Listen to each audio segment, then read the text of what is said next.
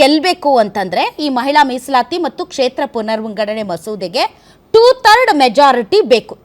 So 2/3 ಭಾಗ ಬಹುಮತ ಬೇಕು.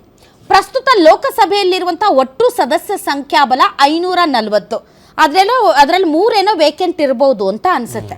ಸೊ ಆಡಳಿತಾರೂಢ NDA BJP ನೇತೃತ್ವದ NDAಗೆ ಎಷ್ಟು ಸದಸ್ಯರ ಸಂಖ್ಯೆ ಇದೆ ಅಂತಂದರೆ ಸುಮಾರು 293 ಇರಬೇಕು. 233 294 ಅಂದರೆ ಬಹುಮತ 2/3 ಮೆಚಾರಿಟಿ ಅಂತಂದರೆ ಒಂದು 361 ಬೇಕು ಇವರಿಗೆ. 361, ಇವ್ರದ್ದು 294 ಇದೆ. ಸೊ ಕಡಿಮೆ ಬಿದ್ದಿದ್ದೆಷ್ಟು?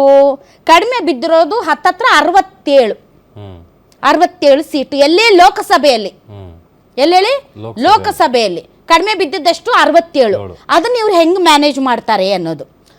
ಆದರೆ ಈ ಬಿಲ್ಗಳು ಹೆಂಗಿದೆ ಅಂದರೆ ಸಾರ್ವತ್ರಿಕವಾಗಿ ಎಲ್ಲರೂ ಕೂಡ ಒಪ್ಕೊಂಡು ಮುನ್ನಡಿಬೇಕಾದಂಥ ಬಿಲ್ಗಳು. ಬಟ್ ಇಲ್ಲಿ ಮಹಿಳಾ ಮೀಸಲಾತಿ ಅಲ್ಲ ಪ್ರಶ್ನೆ, ಇಲ್ಲಿ ಕ್ಷೇತ್ರ ಪುನರ್ವಿಂಗಡಣೆ ಅನ್ನೋದು. ಸೊ ಆ ಕ್ಷೇತ್ರ ಪುನರ್ವಿಂಗಡಣೆಗೆ ಮಾತ್ರ ಇಲ್ಲಿ ವಿರೋಧ ಇರುವಂಥದ್ದು. ಈ ಕಡೆ ರಾಜ್ಯಸಭೆಗೆ ಬಂದರೆ ರಾಜ್ಯಸಭೆಯಲ್ಲಿ NDA ನೇತೃತ್ವದ ಮೈತ್ರಿಕೂಟಕ್ಕೆ 145 ಸೀಟ್ಗಳಿವೆ. ಮೆಜಾರಿಟಿಗೆ 163 ಸೀಟ್ಗಳು ಬೇಕು. ಅಂದರೆ 18 ಕಡಿಮೆ ಬೀಳುತ್ತೆ. ಹೆಂಗೋ ರಾಜ್ಯಸಭೆಯಲ್ಲಿ ಇವ್ರು ಮ್ಯಾನೇಜ್ ಮಾಡ್ಕೋಬಹುದು, ಕಳೆದು ಕೂಡಿ ಅಲ್ಲಿ ಇಲ್ಲಿ ಎಲ್ಲಾದರೂ ಏನಾದರೂ ಮಾಡ್ಕೋಬಹುದು. ಬಟ್ ಲೋಕಸಭೆಯಲ್ಲಿ ಇವ್ರು ಮ್ಯಾನೇಜ್ ಮಾಡ್ತಾರಾ? ನರೇಂದ್ರ ಮೋದಿ ಅವ್ರು ಹೇಳ್ತಾ ಇರೋದು ನಿಮಗೂ ಇದು ಕ್ರೆಡಿಟ್ ಸಿಗುತ್ತೆ ಅಂತ. ಬಟ್ ಕ್ರೆಡಿಟ್ ಸಿಗುತ್ತೆ ಕರೆಕ್ಟ್,